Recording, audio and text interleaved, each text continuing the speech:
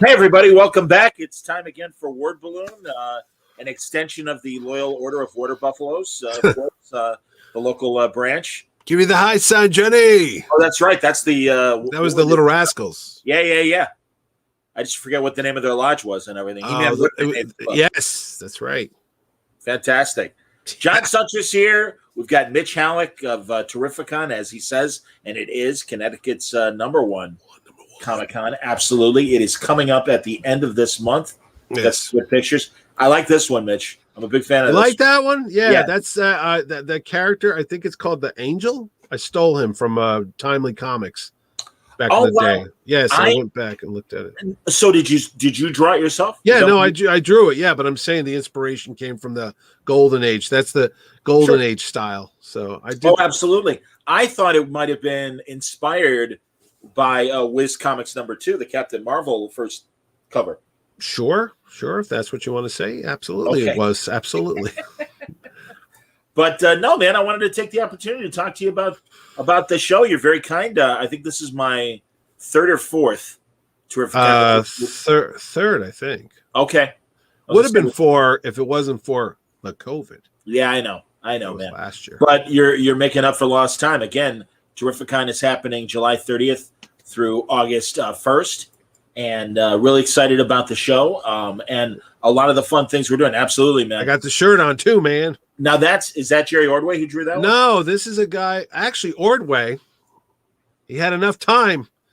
This is a guy named Chris Campagna who comes to the show who did it. And I wanted, of all things today we're talking about it, I wanted that Christopher Reeve Superman look from the first poster as he's flying out at you, that type of thing. And I said to Jerry, can you draw that? And Jerry was really busy at the time doing Norse mythology, which was a Neil Gaiman project he did. So this is last year because, it was supposed to happen last year. So the time span was running short and I needed to get the posters and all the shirts printed up and all that. So Jerry couldn't do it. So this other kid, Chris, stepped up and said, I could draw you a Christopher Reeve looking thing. So that's the image I have. And who knew we actually ended up getting a whole year of free time, so Jerry could have done a freaking wall mural. We had so much time off, but it's coincidence. I mentioned it because today Richard Donner passed away. And isn't that sad? Yeah, I know. I'm glad you acknowledge that because I might have forgotten. Yes. Yeah. What a cool guy. I mean, what a great body of both television and film. Oh yeah, TV. Yeah, Gilligan's Island and what is Outer Limits too? I think he was on Combat. Yeah. Zane Grey Theater. I mean, literally pretty much every show before he started doing movies regularly. And even early on, he did that great movie X-15 about the supersonic jets. That was him? I saw that. I had no idea that was him. Yeah. I'm thinking of The Omen. Suzanne Plachette in that one. Yes, sir. How old was Mr. Donner? Like in his 80s? 91. Oh, goodness gracious. He was that. Wow. Yep, He Mark, is. I Well, agree. I did not know he was 91. I thought he always looked very young. I mean, when you see him talk and stuff, he was kind of hip.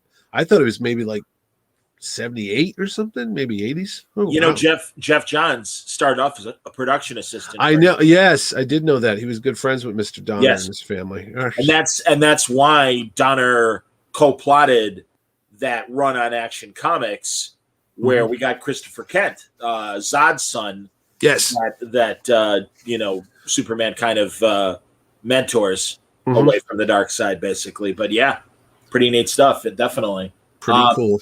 Hey, Gerard has a question right away. Looking forward to the show, Terrificon. Curious when the vendor lists and any guests they might have at their booths will be announced. Funny you should say that, Gerard, because I actually posted that today because I do everything here at the Mighty Terrificon, and I just finished posting the exhibitor list. It's on the website under the exhibitor tab. There's actually a little floor map, and it shows where every guy is. But there is another artist that I have to add to the website this week who is going to be sitting in one of the vendors, a company called the Comic Mint. I don't know where they're out of, but they're going to bring in an artist. So I have to make a graphic tonight, actually. That's what I do. All right, not ready to promote that one yet. No, I honestly, I have to make the graphic of the guy. You know what's funny? I got an email tonight from Mr. Graham Nolan, who's going to be promoted tomorrow. Great. Because what happened is, typically, here's what normally happens. When I start promoting a show, I start it in December. Because it's like to August, that's like 8-9 months. There's a lot of time. Sure. So this time,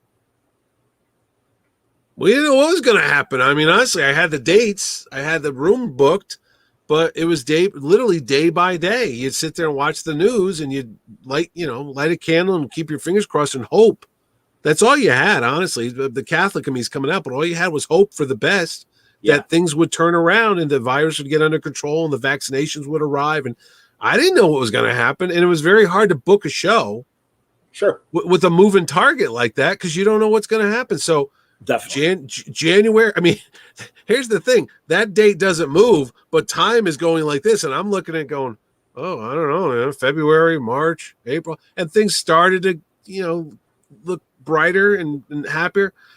But you don't want to, I'm superstitious. I'm Italian, you don't want to count your chickens before they're hatched. So you don't want to go promoting, hey, we're going to have all these guys and we're going to have all this. Because what happens if you get everyone's hopes built up and then something goes wrong and you got to say, hey, sorry about that. And then it's like, Totally, Mitch. I get it.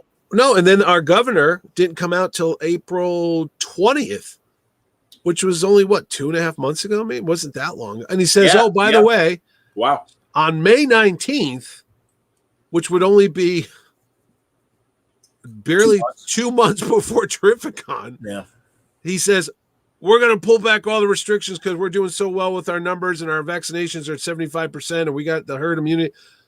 So now I got from May 19th to July 30th to suddenly go full bore and go, hey, all this stuff I was holding out on, here's everybody, and I was throwing freaking stuff at people every day, man, so. No, I get it, man. And I have a partial list of some of Yes. my favorite people that are going to be there. I want to start, though. Now, he won't be there, but he'll be represented on VHS. This is really a great panel that Paul Kupperberg came up with, really. Suggested it to me, and then I suggested it to you, and we're doing it. Yes. The Lost 1988 Julie Schwartz Superman 50th anniversary slide presentation. Yes. So that's going to be great. I guess, as Paul told me, his office was next to Julie's. And back in the late 80s, early 90s or whatever, he walks into his office and sees the VHS tape in the trash. And he's like, what is this? And he's like, oh, yeah, I was doing a slide presentation for the 50th anniversary of Superman. And that's a recording of it and stuff. Yeah, I don't want it. And Paul immediately grabs it and thanks God because really it's an amazing hour explaining the history of Superman and a lot of great photographs.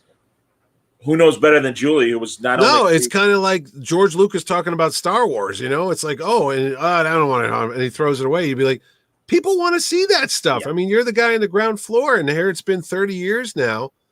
and we're on the 80th anniversary of Superman. So here it was 50. I mean, things were a little different back then and stuff. So I'm curious to hear what's on it too, because I know Paul's had it for a good year or so. And now we're going to show it on Sunday at Terrificon. So if you're interested, I know you could listen. I think you guys are going to have a show about it too on the audio, right? Aren't you going to talk about it? I was debating, Mitch, and you and I could talk about it if it would be better to wait for our show until after.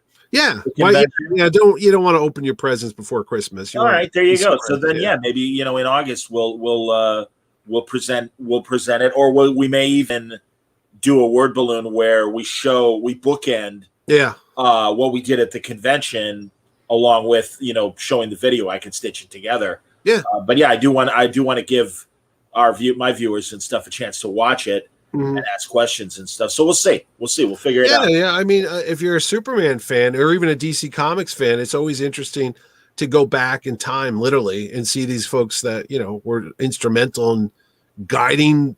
Geez, where was Julie there? The 60s, the 70s, and the early 80s. He was always part of the DC. Oh yeah, well, and even before being an editor proper at DC, he was a big part of science fiction. Oh yeah, fandom, and he was an agent for a lot of the top writers, and he covers a lot of his former clients who again had a hand in the creation of not only DC but all American comics. And I always say pre-1990s. Not every fart has been recorded or taped. So there are gaps in history. And also, I think as the decades progress, a lot of people make mistakes. And it's just shorthand, or they don't know the full story, so they assume. Well, Julie was there. Yeah. So Julie knows. And really, great pictures, of course, of Siegel and Schuster. Yeah. But it really goes beyond that. And you really get a lot of the writers and artists and editors who were crucial to the foundation of National Comics, what became DC. Yeah, because like they say in Raiders of the Lost Ark, everybody else is just passing through history, and like this is history. You don't know when it's happening. I mean, they're just punching a clock and going to work every day, not seeing the significance of what they're doing as a profession, and its impact that's going to have on people, decades later and stuff. I mean, Superman, last I checked, is still around.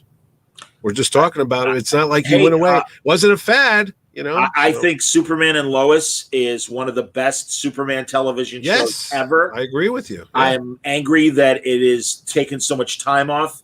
Yeah. It's just coming back, not tomorrow, but a week from tomorrow. Yeah, it's weird. The time I go to look at the DVR and it taped. I'm like, oh, it was on? It's like a little surprise every couple of days. It's like, when is this thing on regularly? It's like 3 weeks in a row, and then I don't see it again for a month, and then it shows up for one episode, then it disappears again. I'm like, that's not the way to build an audience, guys. I remember. And I think it's to accommodate production schedules. Or whatever. Okay. I hate the way the CW runs their shows. I really do. Well, out here, a lot of cable shows do it too, where they'll split a season and give you half a season and then half a season. Well, out here, because we're in the New York market, that runs on the New York affiliate. They'll bump it for a sporting event sometimes. Sure. So there'll be a basketball game or a baseball game, and I don't even know it's on. And then they'll put it on at like 2 or 12 o'clock at night or 1 in the morning. I'm like, what the hell are you doing that for? Because anybody who's a fan of it isn't up watching it. And then I've missed like a couple episodes. Like, what's happening now? And I had to go back to use the on-demand feature, which sucks too, because you can't fast forward or through it. You got to sit through all the commercials. You're like, this is why I buy this thing. I don't want to watch the Ivory soap commercials. Come on, man. It's the 21st century. I hear you. Well, I know. And that used to drive me nuts in the 90s during Deep Space Nine because it ran on the Cubs channel. And I mean, at least they gave you advance warning. Yeah. Like the last time it would run in its regular slot, you'd see the crawl at the bottom and be like, watch the next episode of Deep Space Nine at a special time, Friday night at 11:30 p.m. And I'm like, all right, set the VCR. Well, see, at least they were kind enough to do that, because back in the day, you would set the VCR, like old men talking, to record 7 o'clock Saturday. You come home to watch it, and suddenly you're watching like Dinah Shore's super Christmas special. Like, what happened? The TV wasn't smart enough to know that it had to reschedule till 3 in the morning to watch Captain Sisko. Well, that's back in the day. Hey, Skokie Spidey is joining us. I love him. Also. And he goes, Mitch, I know you're a big Indiana Jones guy. Yes, and we'll talk about that in a second. But any Indiana Jones-related panels at this year's Terrificon? I'm going to tell you a story, son. I was supposed to have, this year's the 40th anniversary of Raiders. Yes. The plan was last year, again, things happen, mice and men, you never know what's going to happen. Karen Allen was going to be a guest this year because she lives right up the road in Massachusetts from Connecticut. And I was going to have Belloc, Paul Freeman, because I'm the big indie guy, and it was the 40th anniversary of Raiders, so I was all set. Was trying to get John Rhys Davis. He lives over in the Isle of Man over near England. Sure. But then we had the lockdown. So again, you can't plan for stuff. And then what happens this year is I go to look for Karen Allen. Conveniently, she's over in England right around now because there was a project in this Indiana Jones 5. Oh, there you go. Wow. But what happens now? She's actually doing a Comic-Con over in England the week before Terrificon. And they're like, well, she's got filming. She can't do this. What happens? Harrison Ford hurts his shoulder. Now production stopped for, they say, a couple months. So you never know. So to answer his question, no, it was planned. There is no Raiders of the Lost Ark panel this year unless they just want to talk to me in a corner because I'll do that all day.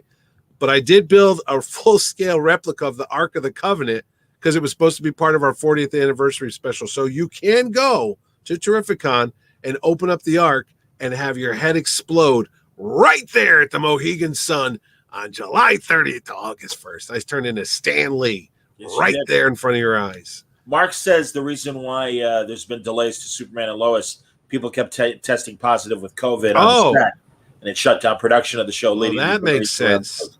All right. Well, can we talk about another thing that was going to happen with Superman that I think has been scrubbed? Please. I had heard that they were going to do a Brandon Routh Superman series that was going to alternate. So on a 20-episode season, 10 episodes was going to be Lois or Superman and Lois, and then the other 10 Superman episodes were going to be the Brandon Routh Superman, which was supposed to be a continuation of the Christopher Reeve world. Amazing how we're doing all this Christopher Reeve Superman stuff today with Donner. It's kind of like passing, the Force. But I think that's been scrubbed because, again, I was going to book Brandon Routh for Terrificon 2020, which was last year, but they said there might be a problem because they filmed in August in the summer months over in Canada, so he might not be available. But I think that Superman show has been scrubbed. I don't hear anything about it anymore. I don't think they're doing it anymore, but I had heard that there was going to be a spin-off of Brandon Routh Superman. That's interesting and surprising. From the Crisis, because he had the black S on. Yeah, that's what I'd heard. He was essentially a combination of Christopher Reeve and Kingdom Come Superman. Absolutely. Yes. And that was great. No, it was fantastic. If anybody knows what's going on with that show, Mark Guggenheim would know. Call up Mark. Yes, Brandon is a very nice guy, Wayne. You are correct. He is one of the nicest people. Wayne's part of the REF family, so we're all looking forward to seeing Wayne. Wayne's been co-hosting with Franco on his Friday night show. I was just on their show a couple weeks ago. Oh, that's awesome. I was drawing pictures. I was drawing flies, too. Well, you certainly can. You definitely I know. I got the magic pencil. I got it from Jack Kirby. I sent away a couple box tops, and I got one. Now, I'm excited about this. You're doing a Land of the Lost reunion. Yes! That's for me, John. That's for you and me, buddy. I know. You're right. I mean, it's when live action Saturday morning shows actually had teeth in them. That's right. And talking about the Slee Stacks there. And, 7 or 8 years old. Now I'm meeting Holly, real life. Wow. Absolutely. So the missus, before you were the love of my life, dear. Holly from Land of the Lost was my set. Then it was Karen Allen, which is weird. So anyway, yes, Chaka will be here as well, but he will not be in the monkey suit. He's a lawyer now. We're not going to have that, but they're going to be around because honestly, for a kids' TV show that ran 3 seasons, that had some great science fiction writers on it. Not only was it created by David Gerald, creator of Tribbles, it was also, what was it, Norman Spinrad? I can't pronounce it. I know who you're talking about. Yeah, he worked on DC Fontana, another Trek name that we all know. She was on that set.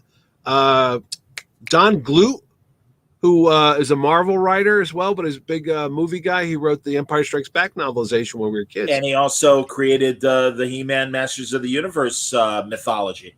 Don Glut did? No, or maybe I'm getting it wrong. No, I think that's Kupperberg. No, Paul did the comic book. Yes. But I'm reasonably certain Don Glut, and I could be wrong, But Okay. yeah, yeah, I'm reasonably certain because I remember when he came through Chicago, he didn't do my show. He Yeah. did Around Comics, Oh and wow. oh yeah, and and he's like, yeah, I know. He goes, they got the toys all screwed up. Castle Grayskull is a green toy. What the hell? And I'm like, yeah, and on the cartoon for that matter. It's like, Yeah, all right. that is a bit. Yeah, I never thought about that. But hey, Oh, Mario wants to know: did the Land of Lost? Did they ever make it home? Was there a final they episode? did. They did at the season 1 finale. A version of them made it home. It was like a time loop that they would always keep falling down that raft. So, Oh, and then, yeah, I mean, if you want to look at it like that, in some parallel world, they got home and then sure. they got stuck in. It's like Groundhog Day with dinosaurs. I'm with you. No, that's It's very heady for a Land set. of the Giants did the same thing. Yeah, I mean, you're a 69 or little 70. kid eating your bowl of Kaboom cereal, which was with the clown on the cover, Kaboom! full Absolutely. of sugar, high as a kite, and you're watching this heady science fiction show. And then you went outside and played with lawn jarts and tried to kill your brother. Well, as you say, and Wayne says he saw them at Yes. Vegas, TrekCon. Yes, So they that's go cool. there every year. They're the only non-Trek people allowed to go over. The father did make it home because he did not renew his contract for season 3, and they got Spencer, can't think of his last name right now, off the show, and he was replaced by Uncle Jack, who was the guy from the Planet of the Apes TV show, Ron Harper. Ron Harper. I'm a Yes. massive Ron Harper fan. He was Uncle Jack. Yeah. Another undersung 70s nerd action hero. I always say, like, the 3 guys that never get credit for being great 70s action heroes are Heston, Michael York, and who's my third? Richard Chamberlain. I was going to add John Saxon to that list. I have no problem with that. I love John Saxon. He just passed away last year, but Yeah. he never aged. That guy had that like stern.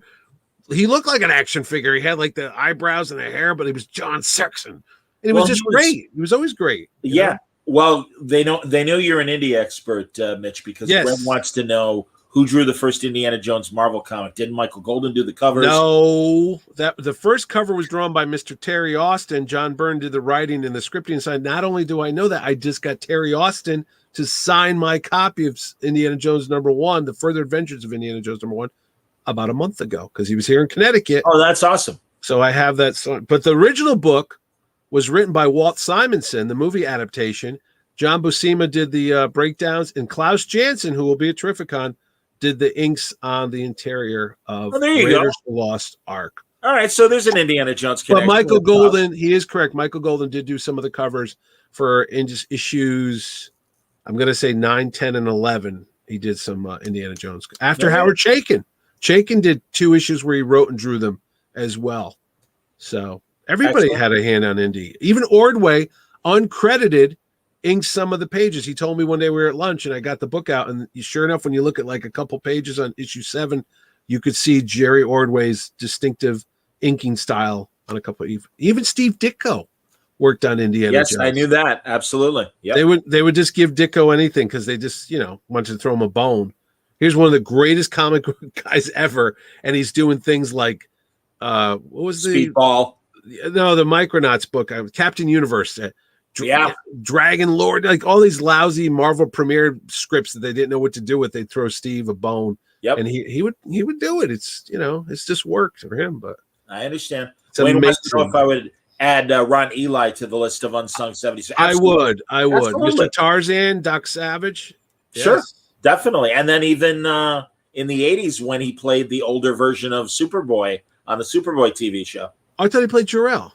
Or No, Jor-El was James Bond guy. One James Bond guy. George Lazenby. George Lazenby on the Superboy TV show.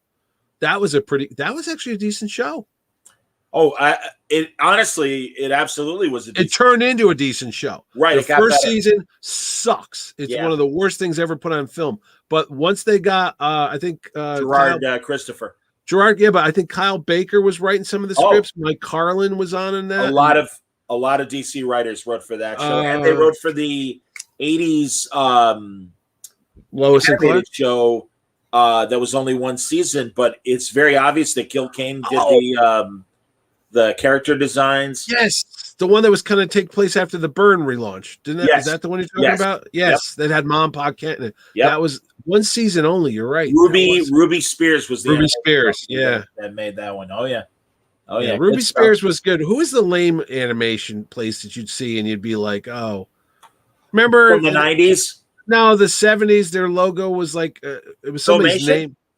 Maybe it was Filmation. You know, Filmation's writing, though, yeah. excuse to me, I understand they took a lot of shortcuts. Everybody took a lot of shortcuts in Yeah, I know. And really, the Filmation, first of all, they did the original Saturday morning Superman cartoon, which kind of ushered in the era of that was like one of the first Saturday. Oh, you mean the 60s ones? Yep. Oh, when they had those little like they'd have the Justice League, they'd have Aquaman and Green. Oh, I didn't know that was them. And Ted Knight was the voiceover guy. Like, meanwhile, in the Great Hall of Justice, Superman is got an ingrown toenail. But the Star Trek cartoon, he got the top writers to write new episodes, and that's Filmation, right? Yeah, and Lou Scheimer, I saw him at San Diego. Lou Scheimer, that's the guy. I couldn't think of it. I said it's a guy's name. Norm Prescott and Lou Scheimer were the two guys behind. Yes. No, that Star Trek was a great show. And he's like, hey, as far as I was concerned, I was making the 4th season of Star Trek. Yeah. So, I mean, he got a little cheap, but Leonard Nimoy demanded that the rest of the cast be, put on there and stuff. So, yeah. Chekhov wasn't on it, though, right? Nobody wrote an episode, so they threw him up. Oh, interesting. Yeah. Speaking of that, a Land of the Lost connection, Walter Koenig wrote some episodes of Land of the Lost. In fact, the character Enoch, which was the smart Sleestak from the future, his name was Gene spelled backwards. It was supposed to be for Gene Roddenberry. That's fantastic. Little trivia for you. I'm really looking forward to talking to David Gerald in particular. And if I'm doing the whole cast, that's great too. You are. Yeah. Okay. Friday night. I got to send you the list. See, one of the things is I forgot to send you your schedule. Oh, no worries, man. This will be great for Guardians of the Galaxy fans. Not only is Sean going to be there, but also Michael Rooker doing his own panel. They said no moderators. He's all alone. Give him a mic and let him go. Yeah, he doesn't need it. That's all right. I love when guys do that. Oh my God. If Henry Winkler did that, it was fantastic. He just stood up on stage and was like, I love doing shows. I love meeting people. That's my Henry Winkler. That's very good. He's very like that. Yes. Now, you know what though? This year, Mr. Suntress, I broke my golden rule. I said I would never do this. I hope Jimmy Palmiotti will be at the show, by the way. I hope he doesn't get me in a corner and beat me up, because I said I would stay true to the Comic-Con oath, and never ever would I venture into the world of wrestlers and Power Rangers and soap opera people. But you know what? We've had nowhere to go for about 1.5 years. Yeah. And no one's gone to anything. And my wife said, I know you don't normally do it. It's just pure comic book guys, which is in women. But she said, why don't you throw a bone and let everybody have something for somebody? So this year's kind of like a little bit of everything, So I did bring in some folks from the AEW wrestling thing. Yes. Big response, because a lot of wrestling fans are like, I love that. And Franco is a huge wrestling fan. And we had a conversation about it. I go, why? He goes, because it's like living comic books. He goes, it's like super heroes and villains and scripted stories, and they fight and battle. I go, never thought of it that way, but you're not going to argue with Franco. He's cool, man. So I got a couple wrestlers. Don't kill me, people. Then go on. No, I was going to say, and then even now we talk about animation voiceover people. A couple years ago, when I started getting voiceover actors, people are like, what are you doing? Those people aren't comic book people. Are you kidding me? We just talked about it. Star Trek and all these animated shows we watched. Dude, the voice of Spider-Man, I had him at my show, just passed away. Paul Souls, 90 years old. Yeah. Guy had such a history and a career. He's over there doing the Rudolph TV show. These were part of like our childhoods for generations growing up. Other kids, He also would do English dubbing on like those sword and sandal kind of Roman gladiator movies. He was a big guy in the Canada radio thing. I believe it. Radio company, whatever they call it. CBC. CBC. Yeah. He was a big deal up there too. And then you and I grew up with radio. So Larry Kenny, who comes to my show every year, lives up the street from me. who was Thundercats. He was Lionel on Thundercats. Lionel, yeah. But to me, he was on the Imus in the Morning program here in New York City for like 30 years, and he was always the characters. He would do Nixon and Elvis and all. I mean, radio was a big deal, and these guys did a lot of cartoon work. So I'm excited for is it Tristan Rogers? Yes, Tristan Rogers, who again, my sister grew up watching soap operas when I was a kid. General Hospital was always on in the next room. I knew Luke and Laura and Scotty Baldwin and the whole crew, and then Tristan Rogers. I was talking to somebody and they said, "Oh, he loves doing conventions." I go, "Well, I don't do soap opera conventions." I go, "Well, you do know he does voiceover work for video games and cartoons. He was in the Disney movie The Rescuers Down Under. He was the little Australian mouse." Yep. Suddenly you say that, and then everyone's eyes go, "Oh my God, I love that cartoon!" And now he's okay. Well, so and he'll be there, Well, and also having girlfriends in high school and college that love soap operas. He was like the coolest character. He was Scorpio, man. He was like Robert James Bond. Scorpio. Yes. Absolutely. He's the James Bond of General Hospital. The World Security Bureau was the place he worked for. That's it was right, WSB. Yeah, That's right. WSB. And he was after this Greek family that John Colicos played. Yes, John Colicos. Oh, and I gotta say, God. Elizabeth Taylor was on it too. Remember, she was. She was Cassadine. The Cassadines. They froze Point Charles with a satellite. Right, they had a weather. It was like a comic book, man. Totally James Bond. Totally, and also in the way that Robert Scorpio would say the bad guy's name, would say, "Yeah, we're after Stavros Cassadine."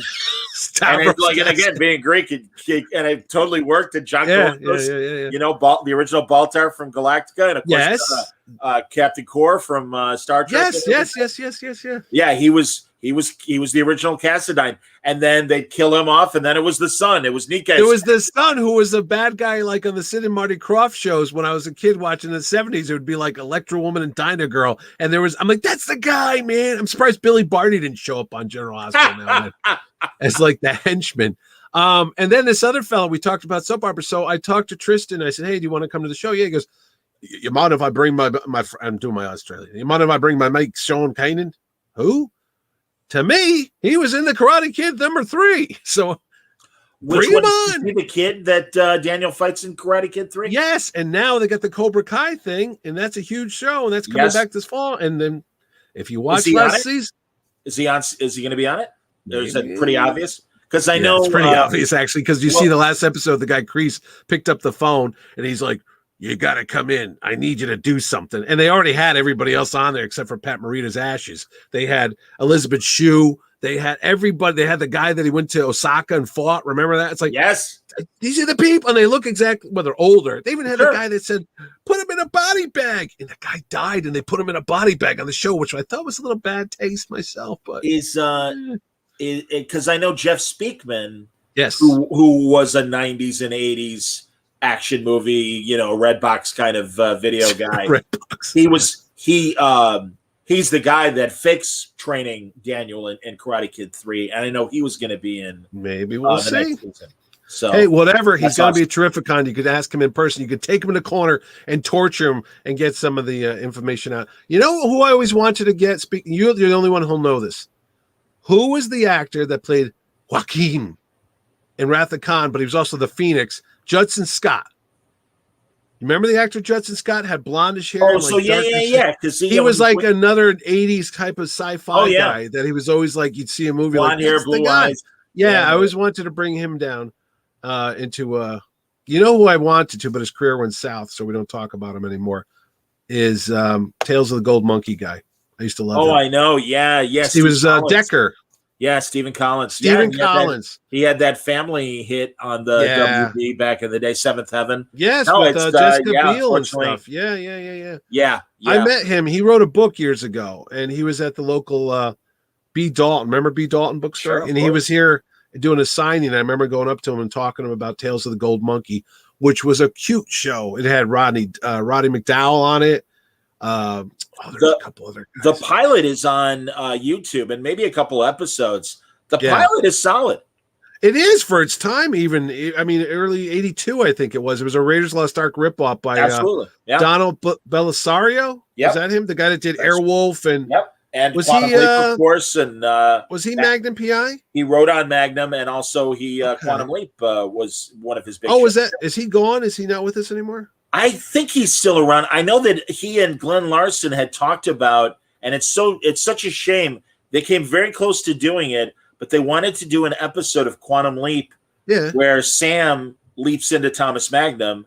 Oh, that would have been cool. And everybody was on board to do it, and even Selleck is like, really, hey, we just want you at the very end after he leaps away that you're back to being Magnum and everything. Yeah. And but his shooting schedule wouldn't allow it. That would have been cool. And they're like, if we don't have time, then it's really dumb. Not I don't know. I think they could have gotten it done. I think they could have taken some stock footage. We're nerds. Some of the time, I should go. The guest list I always plan sometimes, and I get shot down. Is people like, why are you bringing in Glenn Larson or the guy that did the $6 Million Man shows? Harv Bennett. No, not Harv Bennett. There was another producer who did the Bionic Woman. I know Harv Bennett was on him. The guy he did the Hulk as well. Bruce. Bruce Johnson. Kenneth Johnson. Kenneth Johnson. Yes. See, I just nerd out. I just like, oh my God, you're Kenneth Johnson, because they know all the they know where all the skeletons are and the stories about. Well, Bill Bixby did this and Ferrigno did that, and we had Richard Keel in here for the Hulk, and I love all that minutia that nobody else can give a rat's ass about nowadays. But this is the guy that gave us those shows, buddy. He did the Bionic shows. He did Incredible Hulk. He did the Alien Nation TV. Yeah, he did Alien Nation. That's right. Yes. See. Wait, that's a show right there. Terrificon might just be you and me and Wayne in the room, but I'd have a grand old time talking about that. Absolutely. Well, and this is one guy that I'm really glad you got, and I know you had talked about getting him for last year. I'm glad he was available this year, and that's Robert Costanzo, Harvey Bullock himself. Yeah, he called last week. It was so funny because I pick up the phone and I'm like, oh my God, Harvey Bullock's on the phone. So. I'm hoping to have him on Word Balloon before. I will. It's so funny. We'll come up with the list. Don't worry. These guys just do this as a job, just like Chaikin, and they don't think twice about it. But here you and I are nerding out about it. And I talked to him on the phone. I'm like, what was it like to work with Travolta? Oh, yeah, Johnny. I worked with Johnny Travolta back in 75, 76. Yeah, and then Bruce Willis. And they just have all these stories and these anecdotes. And we're like, oh my God, you really? And they don't even think twice about it. So, Don is correct. Kenneth Johnson's commentary. $6 Million Man. Yes. Yeah, I was that was what we were going to get last year too. Remember, you and I were talking. I was getting Lee Majors and Lindsay Wagner. I was going to have the Bionic reunion. Be still my heart. Oh man, because I mean, it's been a couple of years, but I remember seeing Lindsay Wagner at a Wizard Chicago show, and it's like, oh my God, yeah, hell yeah. She was great. She was lovely. I'm going to find Maren Jensen. That's please Battlestar. Whatever happened to Maren Jensen from Battlestar Galactica and Cassiopeia? Remember the other one that played Cassiopeia? Yeah, Lauret Hutton, something like that. Something like Sprang. No, just Sprang. Yes, she had yes, I remember. She was the entertainment girl and then became a nurse on the show. Exactly. Hey, dude, I wanted to bring in Jamie Farr and Loretta Swit a couple weeks ago. My wife yelled at me. She goes, "We're not doing this because you want to meet your childhood show idols." I go, "Yes, we are." Oh no, honestly, and it's not just me. I told you, and if there's still a window, Bernie Capel. Well, of course, Bernie, but really with Jamie, he's a diehard comic book fan. He's 87 years old. He just had a birthday. God bless him this weekend. And I go, "Oh my God, Klinger." I just imagine sitting there going, I'm having dinner with Klinger. That would it. I mean, like, I'm done. The 10-year-old in me is like, yeah. Well, this is what you hope for coming to Terrificon. Wayne points out the best stories I ever heard was in a bar with Joe Jusko, Paul Smith, Bob Layton, and Howard Chaykin. Sure, that's a good group. Yeah, man. Jeez, I don't know. The stories that you people hear, I don't know. We should talk about the comic book people because you and I are just getting on about all this stuff. Yeah, see, we just talked about that, see? Yeah, we got a couple of people we can mention. He's holding up for a Tom King announcement, so he can get his bat book signed with him and Lee Weeks. The Elmer Fudd book they did together. Right. I had Mr. King 2 years ago. Yeah, you were there. It was him and what's the guy that did Clayman? Clayman. They did the Heroes in Crisis. Yep. Yes. Well, like I said, I was talking to Graham today. It was hard putting the show together. Because I really only got the go-ahead kind of like in April and May, and that's April, May, June, July. Only gives you about 3.5 months to put together a show that normally takes me a year to gather all the names. So, I mean, we're going to have a great show. We're going to have a good show, but Dan Jurgens coming. Dan Jurgens is coming. Donnie Cates is coming. Lee Weeks is coming. Klaus Jansen's coming. I mean, there's a lot of new names. And a lot of folks we never had before, like Howard Mackey, who's a writer that I always wanted to talk to, and for one reason or another, we always missed each other. He's coming to the show. Alex Savic's coming up from the Spider-Man strip and the Phantom and all that stuff. But there's a lot of new names, too. There's a guy named Koi Pham, who I've never had at my show, but he's going to be teaching. Here's the other fun thing about it. I know it's a Comic-Con and stuff, but we actually have classes. If you're interested in becoming a comic book professional, a writer, an artist, or a publisher, Terrificon actually has like kind of workshop classes where you can hear from the people that do this for a living. Yeah. Koi Pham is teaching a class on drawing on Sunday called Drawing with Intention. You got Jimmy Palmiotti, Justin Gray, Amanda Connor, Frank Thierry, all on a panel. I called it Writing with Attitude. And they're going to be up. I mean, these are people that make their living doing this stuff, and they're the top-notch people. You could sit there and pick their brain, and they're going to do it twice. They're going to do one on Saturday with those folks, and then Sean Crystal is going to do another one on Saturday at 7 o'clock, just before closing time, so things are a little looser. You're going to have Dave Johnson on that panel, Klaus Jansen, Lee Weeks. It's going to be like a freaking reunion of some of the greatest comic book creators ever in a room. And you're just there asking, quite like, what about this? And how do you do that? And they're there to teach you that stuff.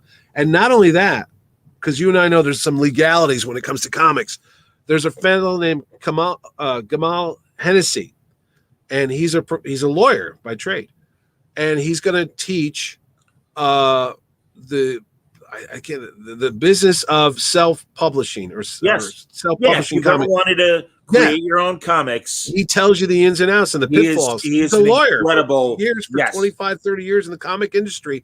He knows copyright, IP, what to do, publishing rights. So if you're into that, Friday night. Whether you want to create your own character or what you have to go through to license an intellectual property. Yeah. Gamal absolutely knows. I had him on the show, and he did a panel at, and forgive me, I believe it was Baltimore. If not Baltimore, our mainframe show in August. And no, the guy really, really knows. Oh, no, yeah, absolutely. So, I mean, very smart guy. I mean, as much as you and I love the entertainment stuff, the Land of the Lost, the soap opera people, the Guardians of the Galaxy, there's some legit comic knowledge that's up there. And you know, it's a good show because it's not gazillion people, so you can't talk to anybody. It's like the Goldilocks show.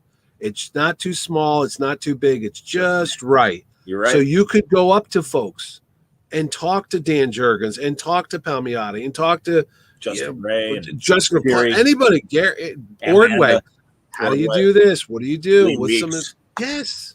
I mean, that's the best part of the thing. Yeah, I get emails from people saying, I had a great time at your show. I got to talk to so-and-so for like 40 minutes. I mean, please don't take up all their time if they have a long line. But you do get the opportunity if they're free and they're open. They're like, hey, man, come on. You know? Well, and everybody hangs out because, again, Mohegan Sun is such a great encompassing facility. I mean, it's like, you're driving there and you got to get to Mohegan Sun. Yeah. But once you're there, my God, and truly, folks, I mean, I'm not against gambling. I don't do a ton of gambling. You don't have to gamble if you don't want to. There's a ton of shops. There's a ton of restaurants. There's the comedy club that I end up at the comedy club. Yes, and it's a Western comedy club now.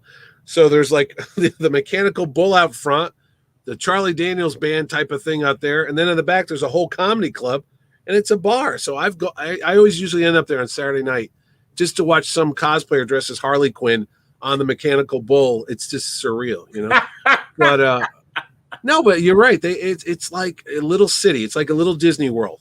Yes. There's something for everybody. There's shopping, there's food, there's gambling, there's nightclub acts, there's music, there's shows. That's after the con's over. I mean, most of the time you go to a con and once it's 6, 7 o'clock, you go get some food and go to a hotel and you're done for the night. Right. Honestly, the second wind starts right around 7 o'clock when everyone's like, let's go out. And then you'll walk around and you'll see, Steranko out at 2 a.m. Next to a Chaikin or something over there. It's a very surreal place. It's kind of like where the Lost Boys hung out in Pinocchio. Remember that? The kid that's turned into a donkey. So Well, you I see remember Jerry Ordway turn into a donkey right in front of your eyes. one Saturday night I was coming home. I've told this story before, and I know I've told you before. Yeah. But it was Jerry Ordway, Brett Breeding, a couple other guys. I didn't know him right away. And Jerry introduced me to Brett. Brett's got his Superman Doomsday shirt on and everything. Yep. And he's nice to meet you, whatever. And then Ordway goes, "Oh yeah, John, this is Barry Kitson," and I lose my shit. Yeah. Because I am a massive Barry Kitson fan. Pretty much everything he and Mark Waid have ever done. Yes. I'm such a great fan of his art, and I love the way. Just Mark had a writes. great Doctor Strange run about 2 years ago. They did together. So yeah, and I'm just like, oh my god, Barry! I got to tell you, I've been such a fan. I mean, even when I stopped reading other comics, I kept running your guys' books. And Brett's like, "What am I, chopped liver? I killed Superman." I'm like, "I know. I'm sorry, but you got to understand." Yeah, I was very embarrassed, but I'm like, no. I can't help it, man. I'm, again, you can't help but be a fan. And no, like I said, like you said too, everybody's hanging out. So everyone's hanging out. That lobby, you want to laugh? Well, I don't know, laugh. You show up at that lobby around Friday night. Friday night, like one or 2 in the morning. I go down there. Yeah. There's Donnie Cates, Billy Tucci, Mike McCone, Mike Cho.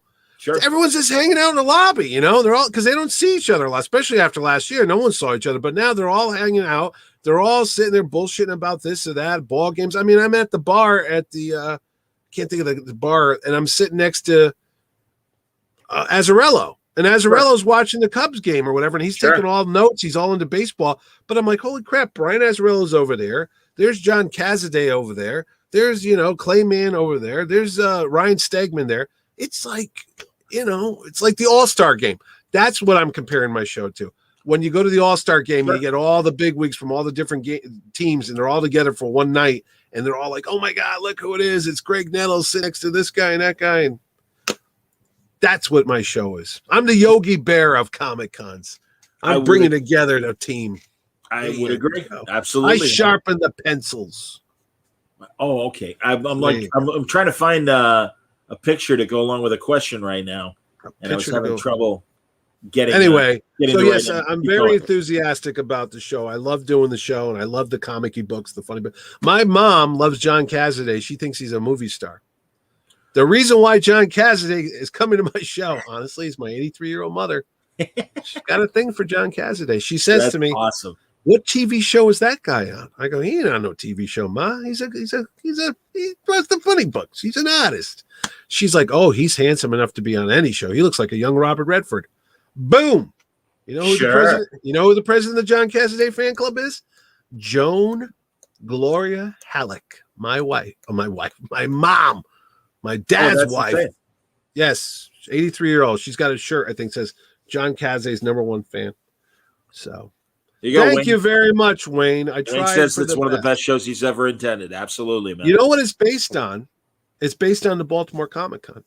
Because I went to Baltimore Comic Con in 2010, and I said, oh my God, this is the show I wanted. Because at the time, it was all comic book creators and all comic book dealers. And me and my friends, we all drove down from Connecticut. We spent the weekend down there, got one hotel room. We all slept there like hobos and just did comics all day long. I was there interviewing Klaus Janson, Chaykin, the Simonsons for my podcast.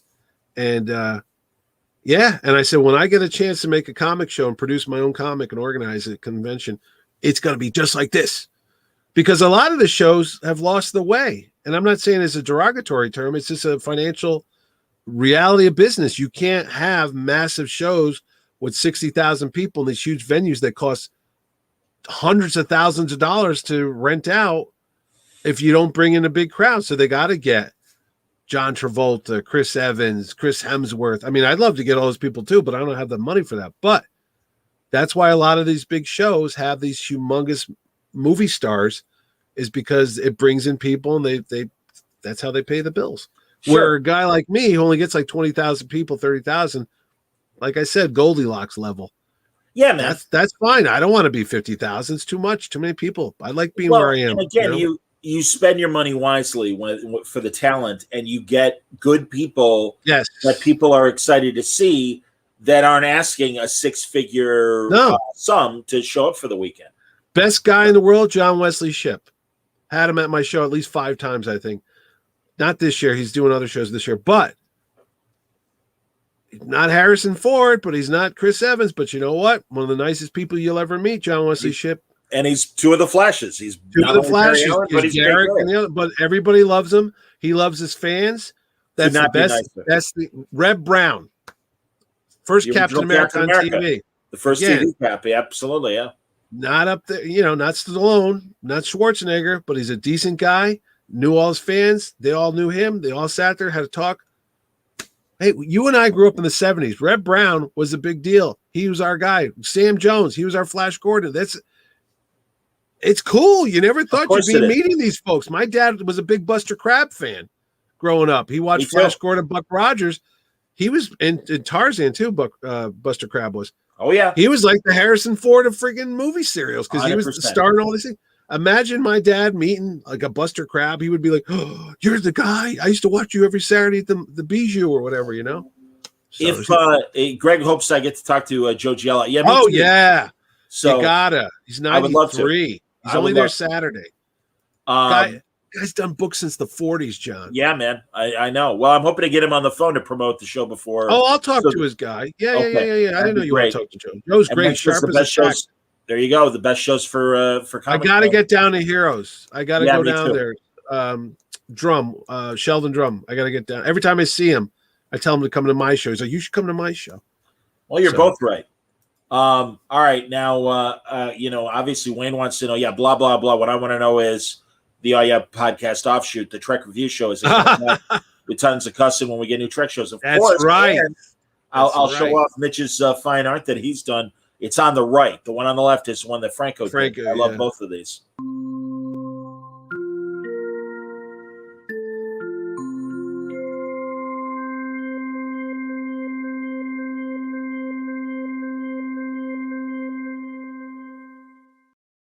Image guys.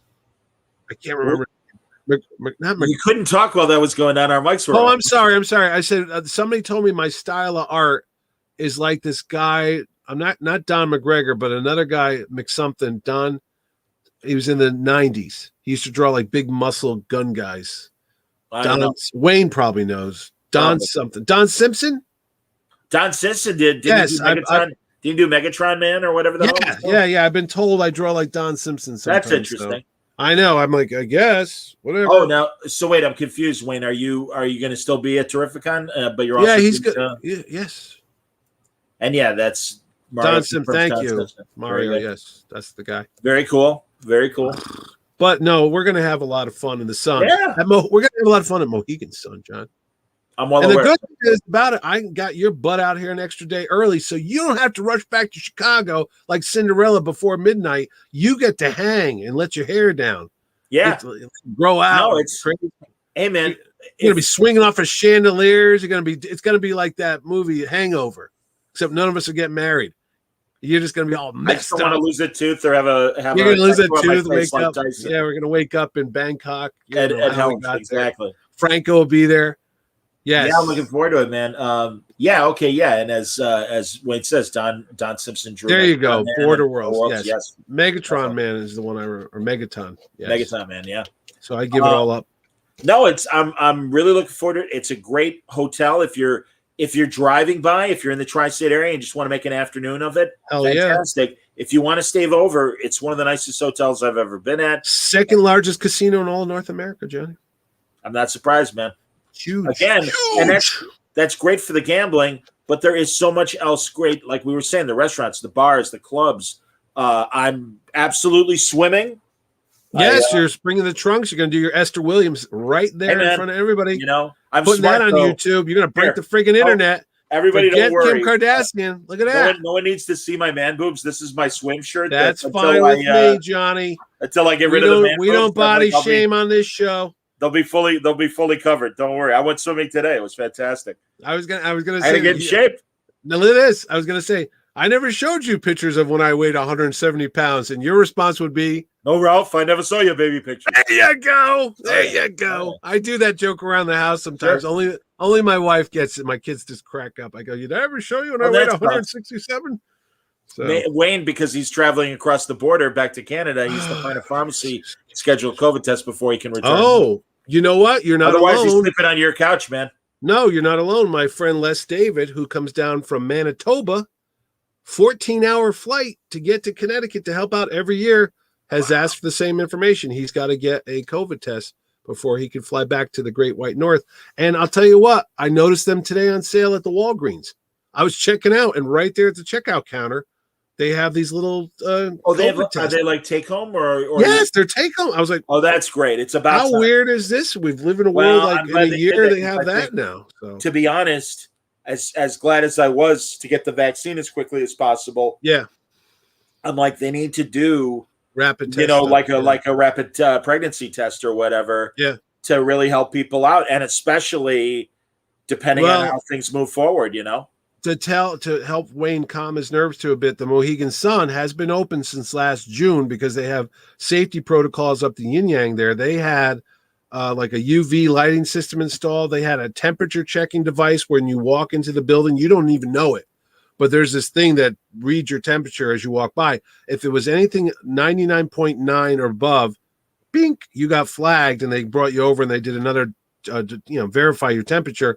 And if it was too high, you'd have to go and do what do you call that too. And then there's Purell everywhere. And if you're not vaccinated, they ask you to wear a mask. But if you are vaccinated, you can go without a mask. I didn't. What did Wayne just say? Something about a PCR? I didn't know what that was. Yeah, I don't know what a PCR test is. It's all right. What's a PCR? It's not germane to our conversation. So thank you, Wayne. Dr. Wayne. We don't care. That's your problem. No, we care about the peoples. I'm just being mean peoples. To Wayne. I love Wayne the can peoples. handle it. Wayne can. Are you kidding me? Good Lord. Good God, that man could Wayne and I have had too many. He could slap a water buffalo around. No, he's a good man. He's a good man. I know. There you go. I will be wearing this shirt very likely. I also bought a couple. Your water buffalo shirt. Yeah. So it's. Yeah. No, I noticed it. No, I thought. Watch 26. Well, honestly, this is the era of the fun beyond the obvious T-shirts. And I remember I did a great three-way conversation with myself, Ilza Chartier, and Matt Fraction. And we're all wearing crazy T-shirts. Yes. Ilza's is just an Empire Strikes Back one, but she's, and forgive the misogyny, but I'm like, all right, a woman's wearing a fun shirt. That's awesome. Fraction was wearing directed by John Carpenter. That's there you go. And mine was an American International logo who made the AIP and the AIP and the Edgar Allan Poe, Vincent Price movies of the 60s. Yeah, I've got that. I've got the RKO radio tower. Yeah, I used to have the Paramount Pictures logo with the mountain. It said Paramount Pictures, and I had a Industrial Light and Magic stuff. And some guy, I wore it one day. He's like, "Are you going to explode or something?" Because it said produced by ILM. But I got that when I was at Lucasfilm. Go ahead. There's a couple other T-shirt companies, and really look for some. T-Public has a lot of fun designs, but the one I want to mention is Moonshot. Yes, and Moonshot has really, really great shirts, and that's where I got the American International ones. I just got two. I just got two others. Go ahead now. What do you? The reason why I interrupt you is because I have the memory of a hamster.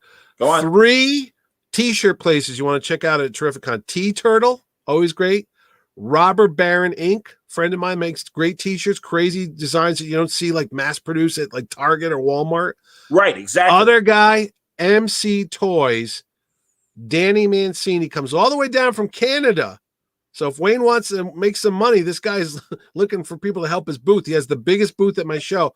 He has every friggin' T-shirt you could imagine. I can get a Thunder the Barbarian shirt. I can get a Alfalfa for President shirt, which wouldn't be a bad idea because Alfalfa Schweitzer had a shit together back in the day. Alfalfa, not really, but all right. The thing, I don't know. I'm just talking. If you hear the behind the scenes stories, he was quite the. I'm talking the character on the show. Sure, I don't know what he did. He died because he got in a fight about a hunting dog. I think that's the story I heard.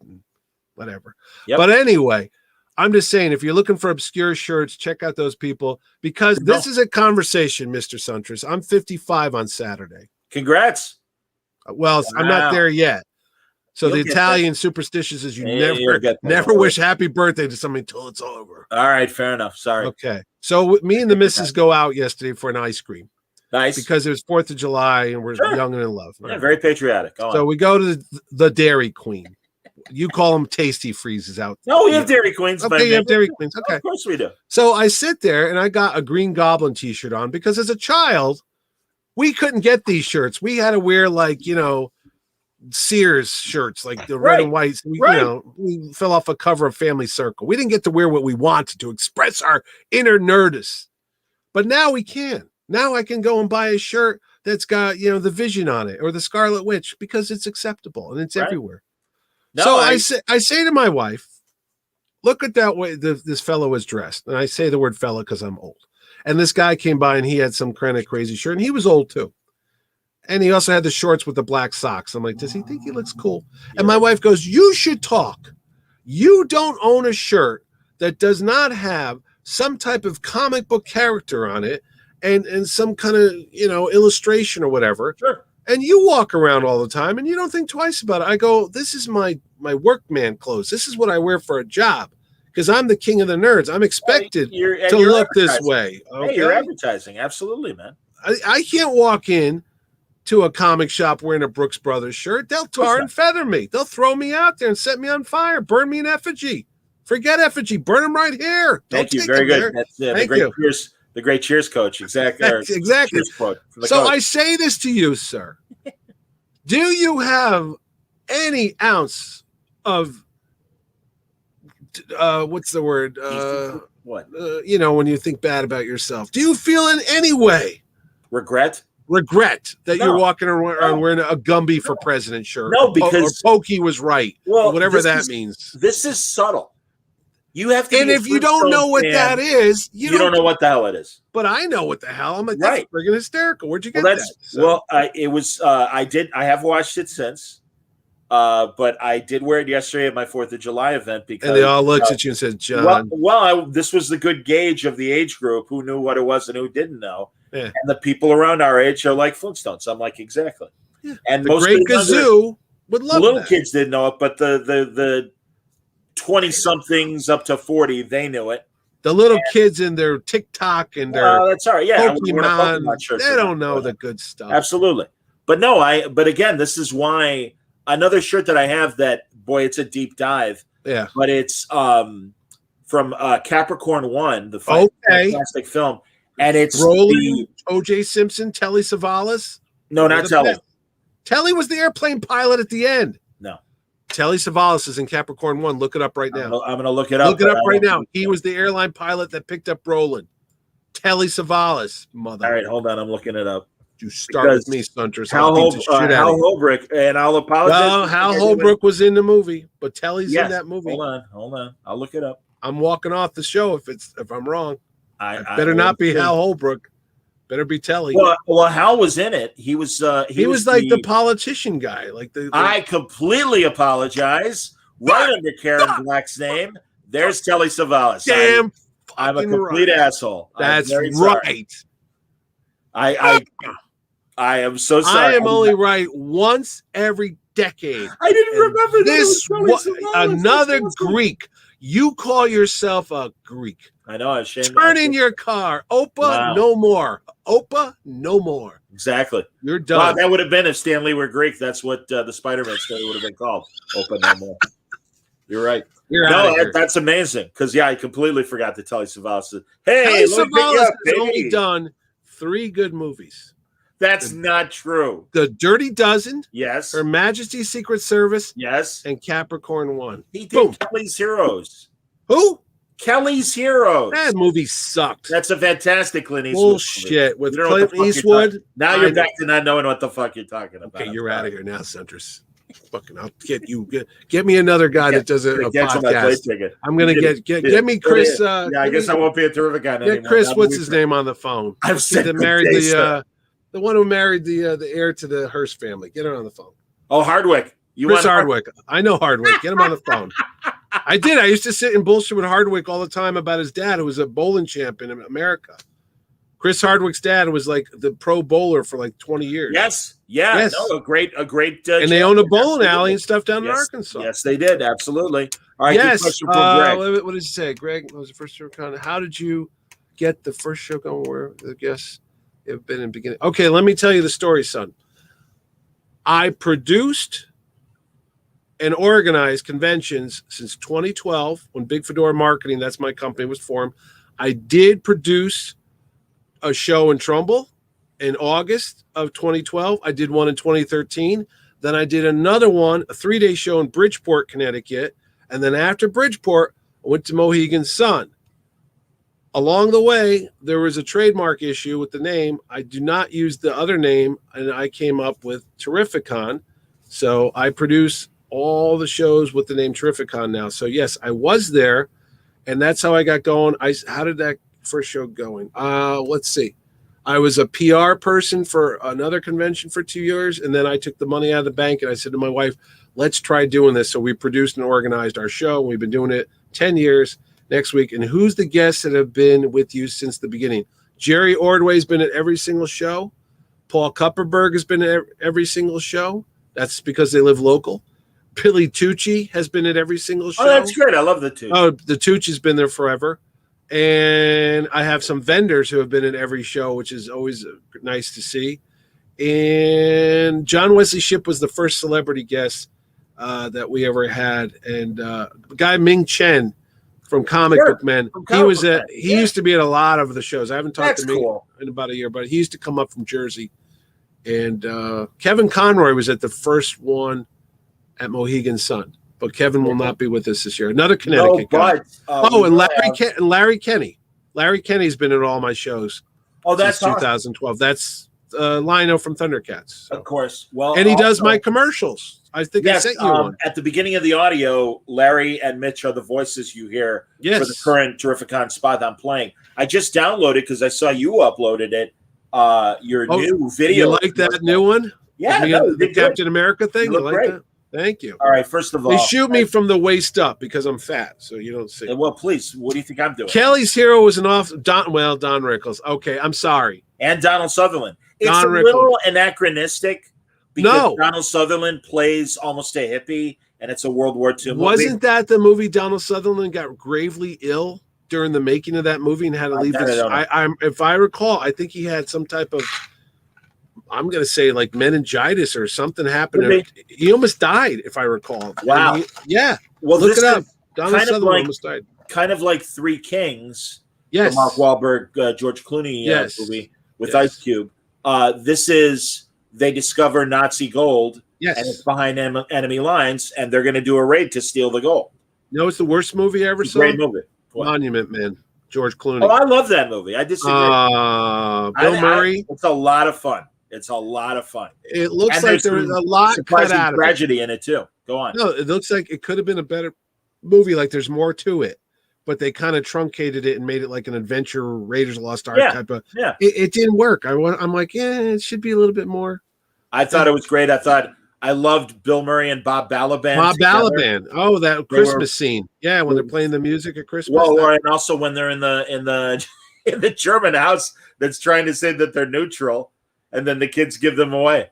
And oh my God. Oh no, I'm sorry. I think there's a lot of very good scenes. You know what's a good movie that no one talks about? Fury with Brad Pitt. Seen it. Yeah, Brad Pitt. You never saw it? Yeah, it's the Suicide Squad director's movie. Oh, is it really? Shia LaBeouf, John Bernthal, who was supposed to be Terrificon, but he had to go do a movie called Ford versus Ferrari and blew me off 30 days before the show. You buddy. But anyway, that's that's one of the a great war movie that no one talks about. Again, I'm gonna have to watch it. You've never seen this? Come on, man! You've been home for a year and a half. You had nothing to do. Watch the friggin' movie. I watched a lot of stuff. Stop watching The Outer Limits. You've already seen that shit. No, I had to do it for the podcast. But we said some people weren't going to make it, but a couple that are good friends. My buddy Susan Eisenberg, of course. Yes. We got to go back to the show. What are we doing? Yes, Susan Eisenberg, Wonder Woman herself from the good, and then of course she's bringing Maria Canales. I'm blanking on Wayne's comment up there, but yes, Maria Canales. And Superman. Superman's coming. George Newbern. I didn't grab George's picture. I apologize. Oh, okay. Well, he's coming too. But yes, and we're already talking about doing. At the very least, we're going to do a Kingdom Come reading because it's the 30th or 30th. Sure, rock and roll. 35th or 30th.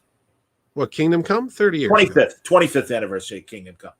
96. It was. 96. Oh, okay. Yeah. So we're going to do that. So George and Susan will perform that, and Nice. Maria will be part of that. But I'm also looking, and I know there's a one in particular, either a regular Justice League cartoon or a Justice League Unlimited episode where Hawkwoman and Wonder Woman are together, and there's a lot of interplay between them. Yeah. And George could play the villain in that role. Susan's great. I figured for Kingdom Come, Maria could be the narrator. Yeah, Susan was great. She helped me last year. Again, spoiled milk. It happened. Nothing to do about it. Cried. We had the Justice League reunion plan in the works. We had Michael Rosenbaum from Smallville. Yep. But I had something that none of these other shows had. I had Mr. Carl Lumley talking to me about coming to the show because Phil Lamar recommended it. And now everybody knows Carl Lumley as playing Isaiah Bradley on Falcon and Winter Soldier. But I had his email. We were going back and forth. He was all set to come to the Terrificon. Man, I was so happy for him in Falcon and Winter Soldier. Yeah, it was nice to see him. Ever since Mantis, they owed him something. Remember that show? Thunder, but of course, I was going to say, because he couldn't do Terrificon, we got him for our August mainframe show. Yeah.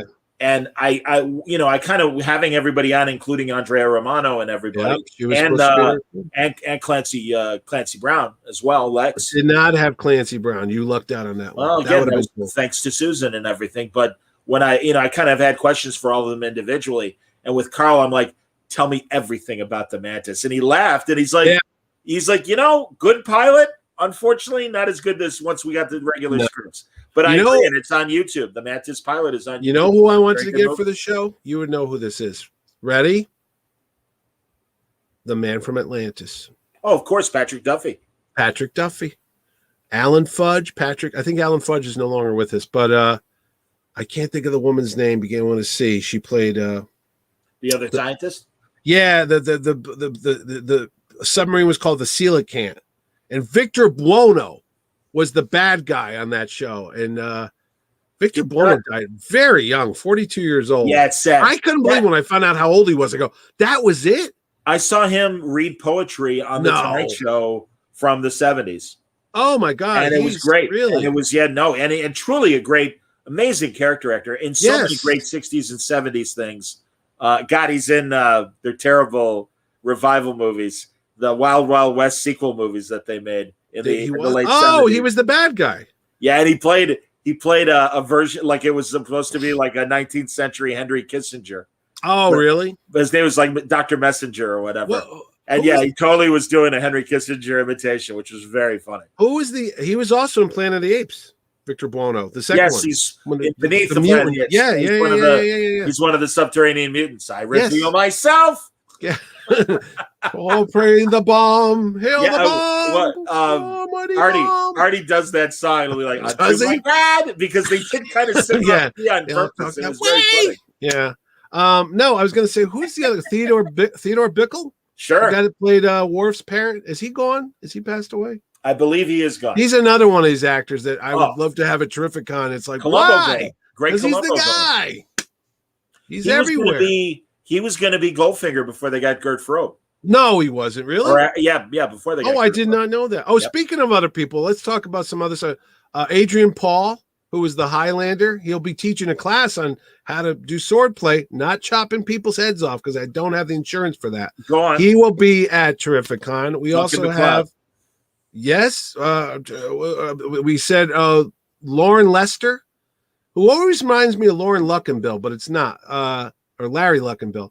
He's going to be there. Was the voice of Robin and Nightwing on the Batman animated. He's there. Diane Pershing is going to be there. She was Poison Ivy. But here's another one from the past, the blast from the past. Kathy Garver, who was the guys getting ARP know her from Spider-Man and the Amazing Friends show. But you and I know her as Sissy from Family Affair. She's going to be at the show. The older sister on Family Affair. I died when I was talking to her on the phone. I'm like, wait a minute. You're Sissy. She's like, yeah. I go, ooh, hubba. Sissy was else. Sissy was a cute little pillbox hat and a little lovely Jackie O outfit. Of course, but I'm saying when I was 5 years old. Oh, I'm absolutely with you. My sister had Buffy Jody. Forget that. My sister had a Mrs. Beasley doll. Yeah, see, there you go. Sissy was where it was at in the early 70s. Her and that girl, Marlo Thompson and Barbara Eden. My goodness gracious. I could do the face now that Barbara Eden did to me. I'm like, oh, Yeah. I got to tell you, when I was 5 years old, you were probably one of my first crushes. And she's like, how charming. And I'm like, okay, I guess we're done talking. See you later. Yeah, Thank God Dawn Wells, a couple months later. Dawn Wells was sweetie. She was so funny. And I'm like, hey, don't get me wrong. Ginger was Ginger. Oh, no. But Marianne, she's like, you're goddamn right. I was damn right. Damn right. I'm That's like, right. yes, ma'am. Ginger, you would go out with like in a bachelor party, but Marianne, you'd marry. Hey, did you ever meet, God rest her soul, Yvonne DiCarlo? No, I wish I had. No, which one's Batgirl? Oh, no, Yvonne Craig. That's Yvonne Craig. I wish I had met them both. No, I met her. She was going to come to Terrificon in 2016. Unfortunately, she passed away, but I remember talking to her on the phone months earlier. She was like, I'm not feeling too well. I can't talk about it. And then she had cancer, the poor thing. Oh. And but I remember she just said she was such a true. Oh, yeah, hopefully everything's going to work out. I'm going to be there. I'm like, oh, okay.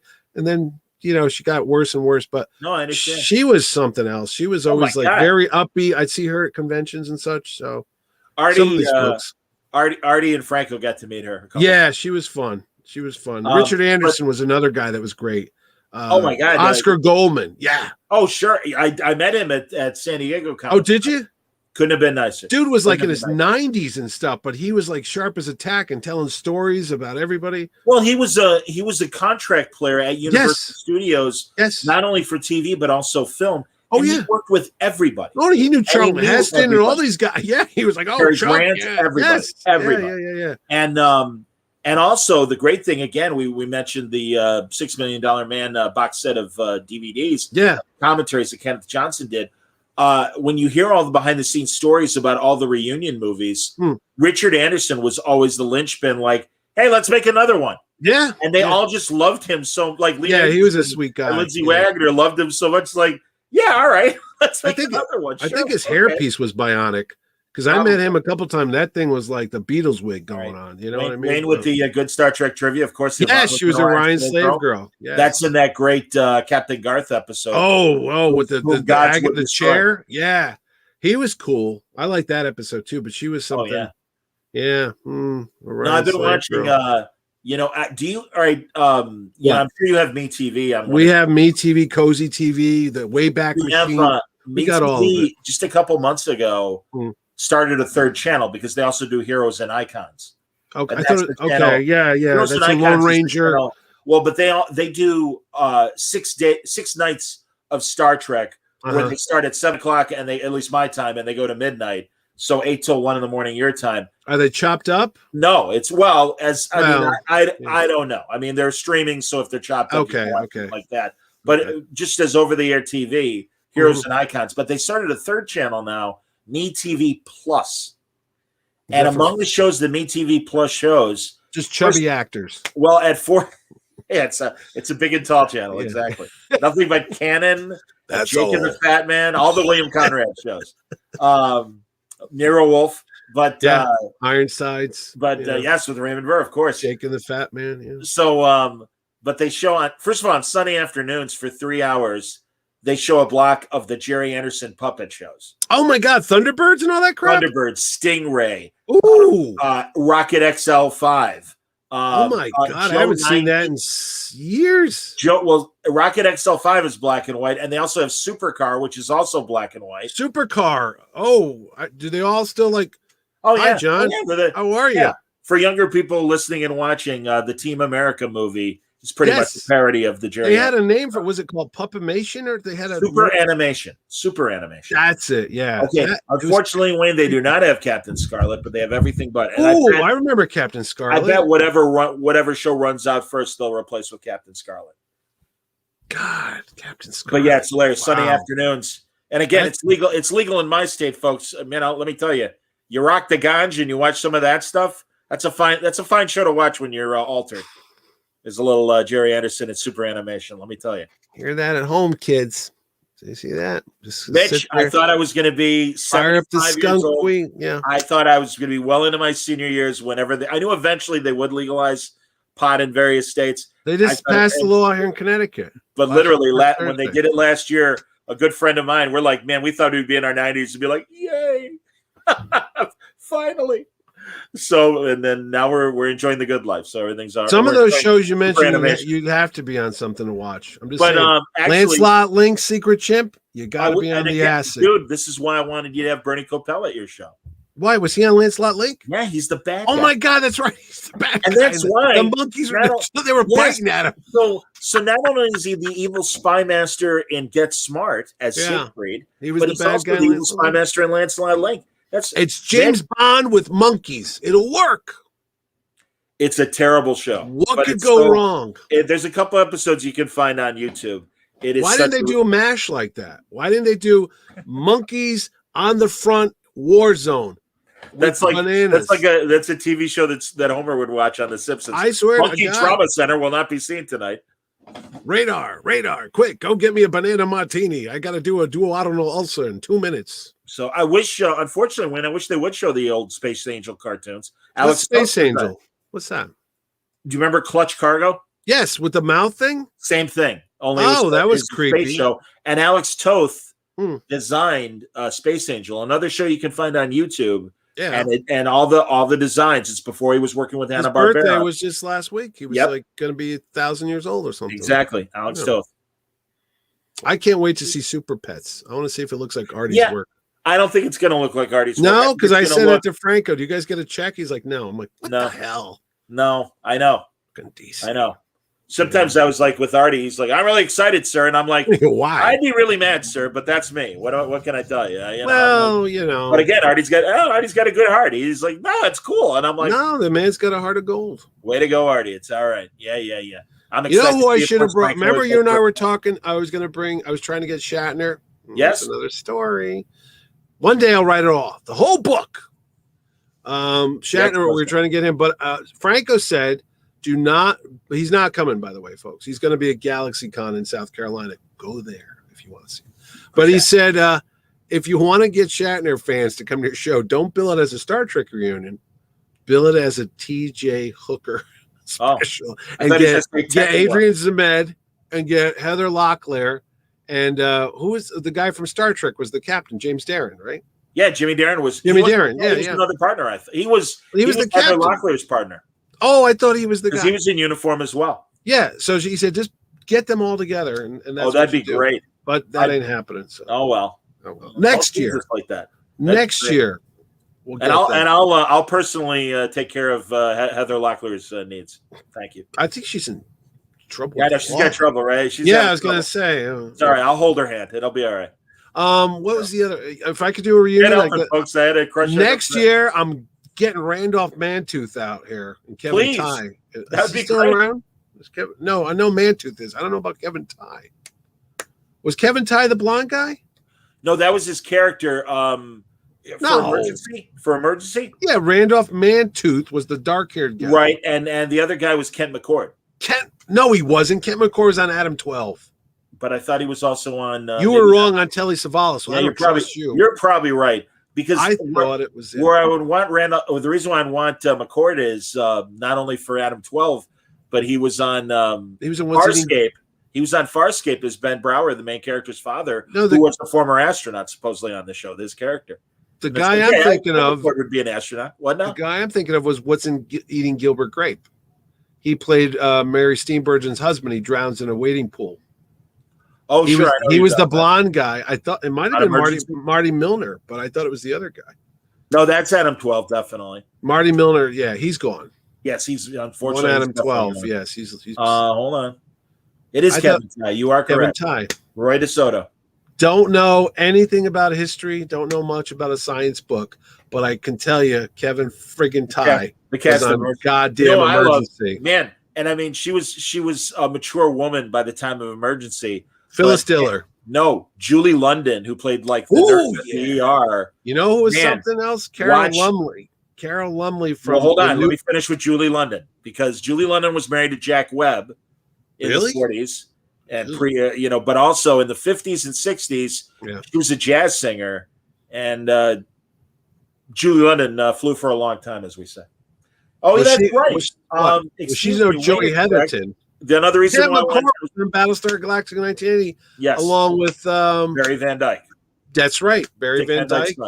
Yes, and a girl named something Robbins was the young lady on that show. Can't think of her name. Oh, that I don't. Yeah, I don't. The reporter. I don't remember her name. Heather was trouble with a capital T that rhymes with.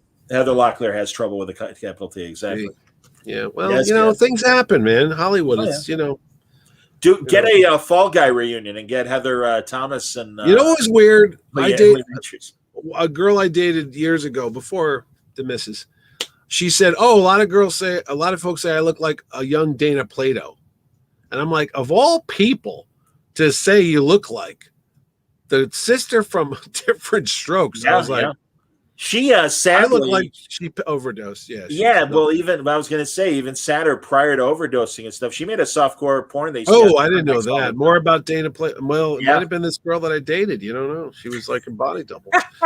So I just remember going out with her, and I was like, I was teasing Chris Robertson, the comic writer and novelist.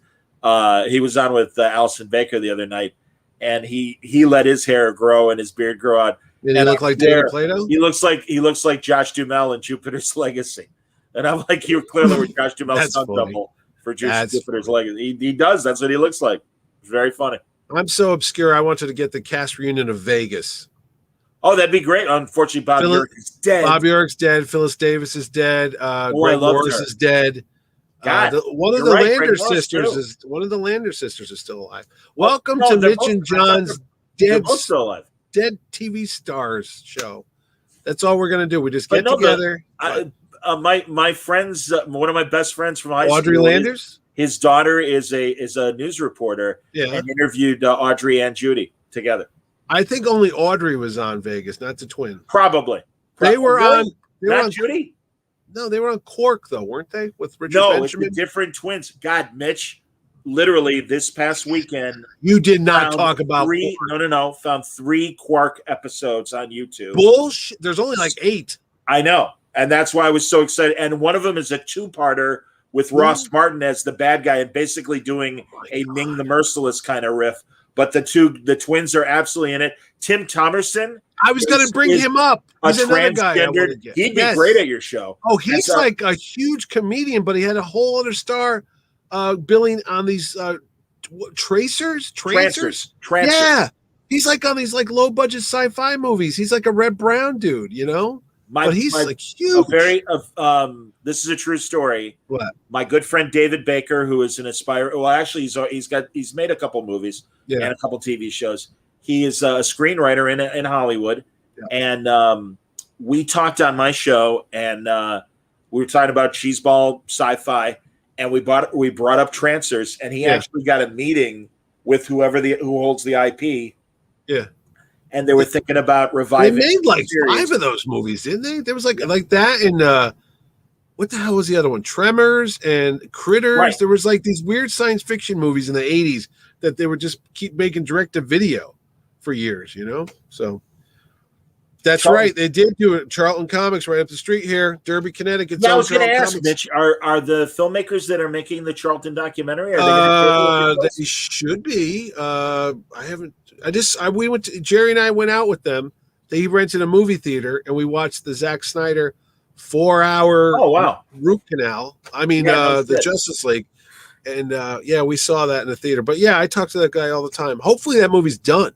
Because it's got Byrne in it, it's got Joe Staten in it, it's got Bob Layton in it, it's got anybody, Frank McLaughlin, who's no longer with us, anybody who worked at Charlton, I'm in it, so it's worth a good movie. There you go.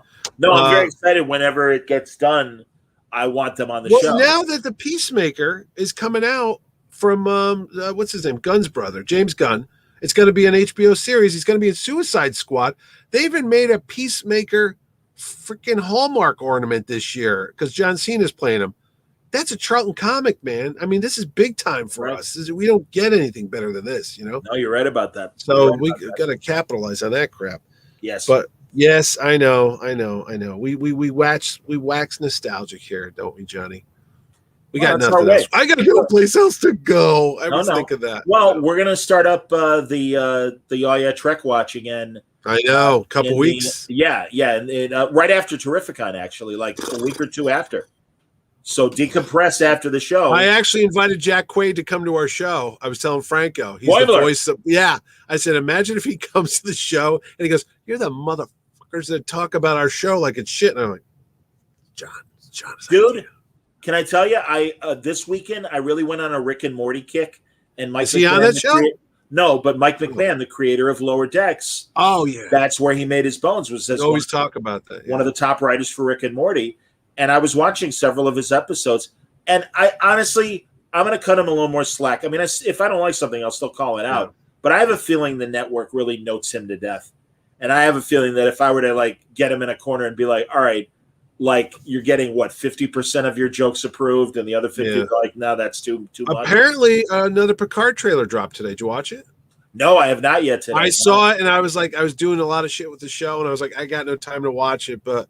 Yeah, I'll get to it. Did it give more plot? I don't want to know what the plot points I don't know what it is. It just said a second Picard trailer drops. I'm like, I thought they're still in production on this show. So why are they? Well, they're teasing it now, and especially given that they don't have anything. They don't have anything for another month. No, here's another one.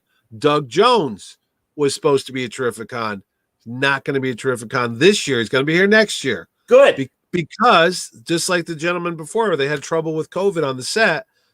And they had to postpone production for a good 3-4 weeks or whatever it was. So that moved all the time schedule. So he was supposed to be done in July, which means he would have been a Terrificon. But now they pushed all the production back to August. So they don't want him leaving to give it. Gives us, yes. Wayne says that the new Picard trailer does give us more story. Oh, okay. To grab viewers. So that's good. And I agree with him where he says Solar Opposites, which is a Hulu adult cartoon, is much better than Lower Decks. Whatever happened to the one we liked with Seth MacFarlane? What the frig happened to that show? Oh, the Orville. It's season 3 is supposedly still coming. As I understand it, they're not going to make another season after that, which is a damn shame. But yeah, I haven't looked. I don't know if Wayne or I just don't. I liked the show. It was coming back, and then it freaking disappeared. You know. Well, they said when it went from Fox. Yeah. Thankfully, Hulu picked them up. And they're like, we want to take our time with season 3. We really want it to be as good as it could be. Okay. And given how much of a leap forward I think they made in season 2, that's great because I really think the show kind of found itself. It did. It was great. It had good Star Trek. Like it was like a Next Generation vibe. I thought more so. Absolutely. More so seriously, not just a parody of it, but it was actually like getting to be like good Trek, man. I thought it was great. Franco doesn't like it, but I thought it was good. Franco could be wrong every now and then. It's he likes wrestling. What are you gonna do? Exactly. That's all. Come on. That's all you need to know. Absolutely. Baby stuff. So, Mitch, good chat, man. It's unless you got something else you want to cover before we say goodnight. No, I'm gonna hang up from this and just go. No, I'm gonna go stare at the wall for a while. All right, I understand. Once again, everybody, it's Terrificon. Terrificon. July 30th through August 1st. It's going to be a great weekend. So many great celebrities and comic book people. I can't wait. Again, I'll show this because this is my favorite image that you made. So it's very good. Excellent. Even Mr. Terrificon kind of has a package over there. He does. It's all based on me, John. But yeah, man. I am Mr. Terrificon. Okay, thank you, Wayne. We would prefer if they take out the lame jokes in the Orville. All right, good luck with that, Wayne. Yeah, that's.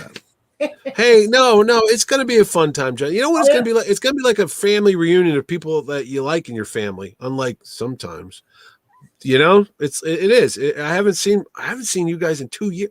That's what's crazy about this. I keep telling people I was going around to Franco's shop over here in Harrison, New York, shop, and I talked to Mark Hammond, and I'm like, hey, man, and then he reminds me, I hadn't been there since May 2019. Sure. Because I was there dropping off flyers for Terrificon, and that was the last time we did the show, and then there was no last year. So when someone tells you that, it's like you woke up from a coma. Because in my mind, I feel like I was just there dropping off stuff, and I go, where'd this building come from? Why is there a big building? There was no building. They built that last year. I'm like, wait, what? So anyway. Absolutely, man. Also, Mark will be at Terrificon. Yes, he is. Mark Hammond will. Yes, he will be the there. Aftershock booth, so he will be there for people to see and hand selling the fine books from Aftershock, and nobody. He will be walking around. Yeah, he will be there. So yes, it'll be fun to see everybody. Meet Wayne in person, and then you and I can get drunk. Yeah, I'm surprised we haven't introduced you He's two. been at the show. You're always busy as hell, man. And so I know. But I wish I could walk around and just hang out with everybody, but it's like a wedding. You can't go hang out with your buddies because I get it. Hey, among the panels that I'm doing that Julie Schwartz panel that we mentioned earlier on Sunday. That's going to be a lot of fun. I'm also doing the Justice League. Yep. The three, you're doing the Gotham one, one with the Gotham actors. You're doing a Saturday morning. I think you're hosting the Land of the Lost one. Thank you. I don't know if you That'd be great. But no, it's gonna be a great time, Mitch, and I'm really glad that things have normalized enough for you to do Terrificon. Exactly. I pulled this sucker out in like 3 months, man. Imagine next year. It's gonna be a hell of a. Well, that's why, man. Things will be. Are you doing before we stop? What? For fans of things like e-games and those kinds of stuff. Yeah, we have a whole section of there. My little GamerCon, there's going to be video games and all that jazz. That's there too, if that's what you're asking. Are you going to do a separate show as well, or is that going to No. I got that planned. That's my other job. That's Connecticut CT GamerCon, Connecticut GamerCon. That's in September 18th and 19th. That's another show that I had to move 3 or 4 times. But right after Terrificon's over, I take a day off, literally. And then I start the promotion wagon for the gamer one, and then I get to take some time off in September, and I might even come out your way because the missus and I are looking to get out of here for a while. Yeah, that'd be great, man. I love Chicago. It's one of my. Please. New Orleans and Chicago, my favorite cities because there's lots of good food there, and I like the food. I like the carbs. Autumn is a good time to come to Chicago. Is it? Is it cool? Yeah.